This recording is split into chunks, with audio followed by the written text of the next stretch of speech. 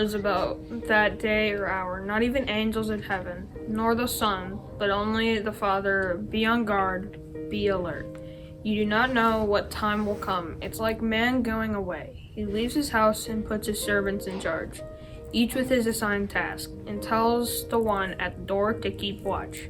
Therefore, keep watch, because you do not know when the owner of the house will come back, whether in the evening or at midnight, or when the rooster crows or at dawn. If he comes suddenly, do not let him find you sleeping. What I say to you, I say to everyone, watch. Now the Passover and the feast of unleavened bread were only 2 days away, and the chief priests and the teachers of law were looking for some sly way to arrest Jesus and kill him, but not during the feast. And they said, or the people may riot. Then Judas Iscariot, one of the 12, went to the chief priests to betray Jesus to them. They were delighted to hear this and promised to give him money, so he watched for an opportunity to hand him over. Abigail, why are you in such a hurry? Jesus is teaching at the temple again today.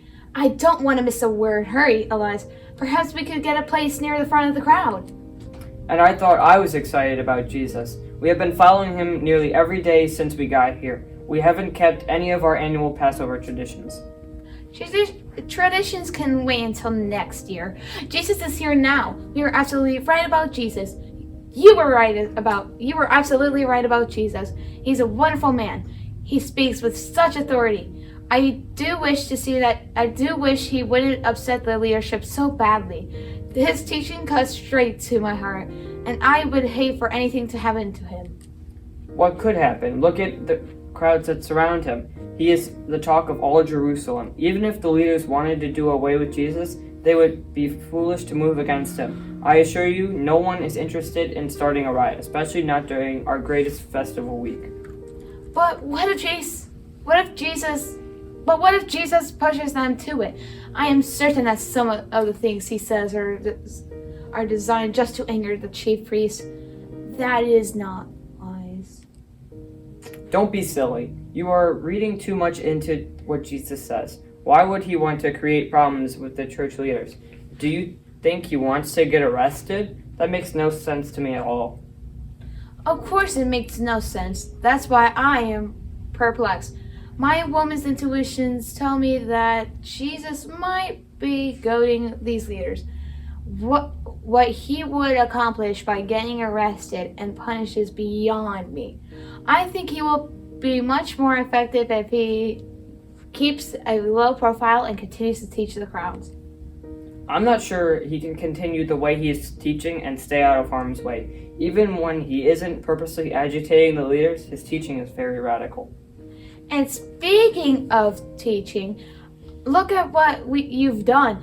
You've sidetracked me into a conversation, and now I'll miss my chance to get to the front of the crowd. Come, quickly, or we won't even be near enough to hear Jesus.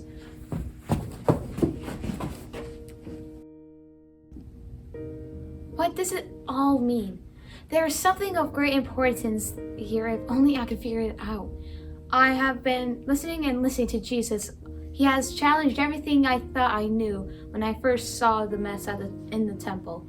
I was certain that he was trouble, but people have told me what he said, and he is right. Everyone knows that in the trade in the temple is unfair. He has not only upset their tables, but the men who work there too. And then those pompous church leaders. I know Elias wants me to watch my tongue, but it's true, and you know it. They strut about as though they were God's exclusive agents, above reproach and correction. But all Jesus did was put them in their place. They ask such silly questions. I have seen the truth in what he says, and I am not the only one. There are so many who come to listen. Some are very upset by what he says.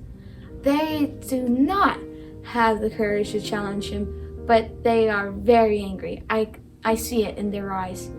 So much of what he is saying makes perfect sense to me. But today, he said that heaven and earth would pass away. Worse, he said that no one knows the day or hour. How could he say these things and not tell us when it will happen? Is he speaking in riddles? Is this statement as true as everything else he is saying? Perhaps I should have followed my first inclinations and stayed away from this man. I got so caught up in his teaching that I abandoned my caution. Now I am frightened. There is something very strange going on. I cannot forget his final words today. Watch, he said. For now one knows the hour of God's coming. I will watch, but I'm afraid that Jesus' time is almost up.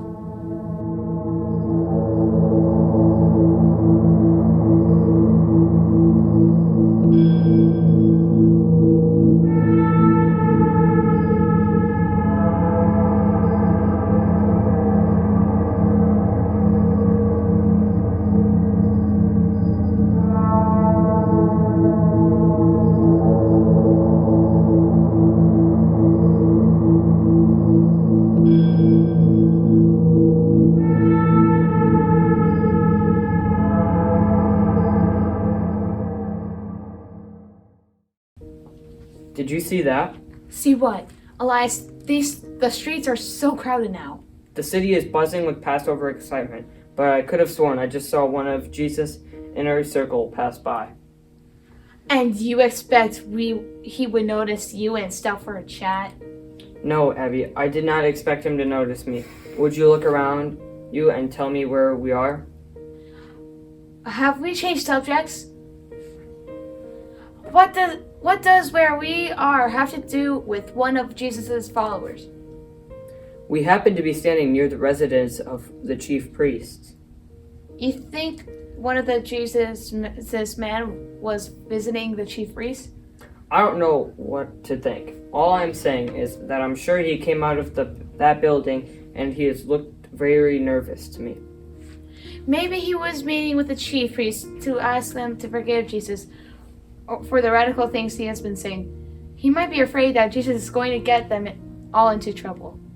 Why would that make him nervous? Perhaps they denied his request. What exactly are you driving at? Betrayal. You are talking about betrayal. Greater men than Jesus have been betrayed by their own. He has been making quite a fuss. Abby and his followers are at risk. I won't believe it. You've heard Jesus speak. Could you betray him? I could never. And you've only met him this week. How? How then? Do you suppose someone who has walked with him and has been by his side for years could hand him over to his enemies? Of course, you are right. It makes no sense at all. I'm sure there's a logical explanation. If Jesus' enemies want to stop him, they're going to have to do it without any inside help. I will say this. This is turning into the most remarkable Passover. It is certainly one I won't soon forget.